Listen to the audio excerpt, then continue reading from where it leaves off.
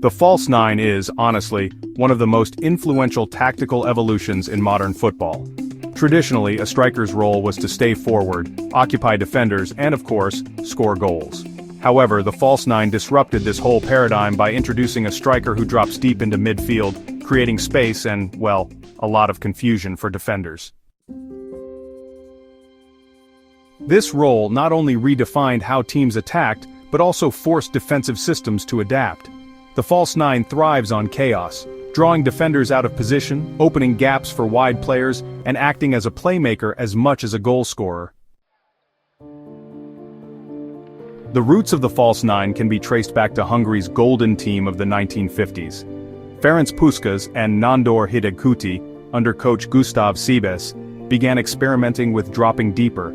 Hidegkuti's performance against England in the famous 6-3 win at Wembley in 1953 is considered an early masterclass of the role. Johan Cruyff, the Dutch maestro, took this concept further during the 1970s under Rinus Michel's total football philosophy. Cruyff, although often positioned as a forward, roamed the pitch, linking play and creating chaos. Under Luciano Spalletti, Francesco Totti at AS Roma became one of the first modern players to really embody the false nine role. He would drop deep to create space for the advancing wingers, which was honestly pretty revolutionary at the time. Then the role kind of reached its peak under Pep Guardiola in 2009, when Lionel Messi was deployed as a false nine for FC Barcelona.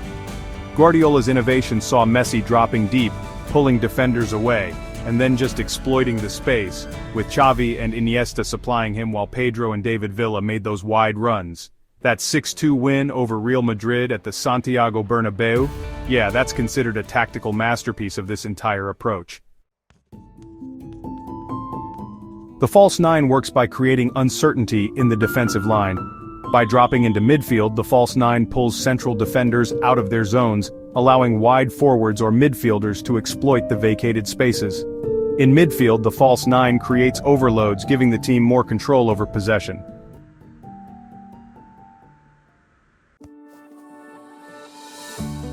The role demands high technical ability and football intelligence, as the player must link play, create chances, and finish opportunities. Despite its effectiveness, the false nine role has diminished in recent years. Teams began using deeper-lying defensive lines and holding midfielders to neutralize the threat.